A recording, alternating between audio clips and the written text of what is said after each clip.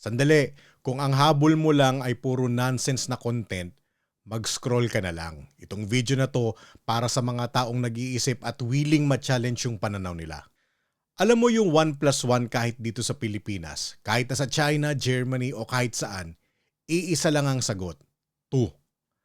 At kung ilalapit mo kamay mo sa apoy kahit anong bansa, iisa rin ang nangyayari. Masakit, aaray ka, lalayo ka. Hindi yan depende sa culture, hindi yan depende sa lugar. Universal ang resulta kapag testable at pare-pareho ang rules ng reality. Ngayon, eto na. Pagdating sa religion, bakit parang biglang nag-iiba ang default answer? Depende kung saan ka pinanganak. Isipin mo to, dalawang baby ha, sabay pinanganak, walang pinipili, wala pang beliefs, wala pang I decided. Yung baby A pinanganak sa Pilipinas, yung baby B pinanganak sa India. Habang lumalaki sila, ano ang unang humuhubog sa kanila? Hindi muna logic, hindi muna research. Kadalasan, unang pumapasok pamilya, komunidad, school, tradisyon, kultura, history.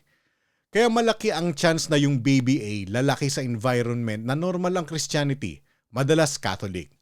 Yung baby B lalaki sa environment na normal ang Hinduism. Kung sa Tibet o ibang parts ng Asia, malaki ang chance Buddhist ang paligid. Kung sa Middle East, malaki ang chance iba ang dominant faith.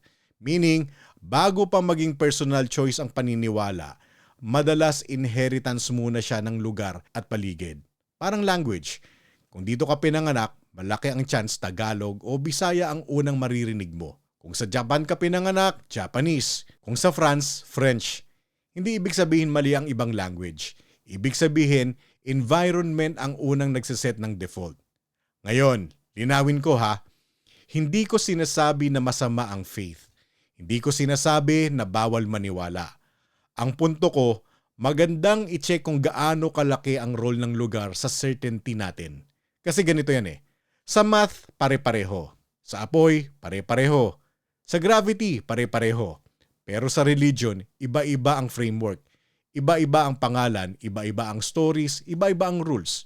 So ito yung logic na gusto ko maintindihan mo ng simple. Maraming religions at belief system sa mundo. Sabihin na nating libo-libo. For example, kung may 7,000 religions o belief system at ikaw ay naniniwala sa isa, automatic hindi ka naniniwala sa 6,999 iba pa. Diyan manggagaling yung idea na in a way, lahat tayo atheist. Okay ha, hindi ito yung bastos na meaning na wala kang pinaniniwalaan. Hindi rin ito yung atheist ka sa religion mo. Ang ibig sabihin, bawat isa sa atin ay atheist o non-believer sa gods o claims ng ibang religions. Kung Christian ka at naniniwala ka kay Jesus, okay. Pero hindi mo pinaniniwalaan ang libo-libong ibang claims. Kung believer ka sa isang tradition, okay. Pero non-believer ka pa rin sa napakaraming ibang traditions. So hindi lang ito usapang may Diyos o wala. Usapang selection ito. Alin ang pinili mong paniwalaan at alin ang tinanggihan mo. At dito na pumapasok yung uncomfortable pero fair na tanong. Kung pinanganak ka sa ibang bansa, ibang pamilya, ibang kultura, same religion ka pa rin kaya ngayon?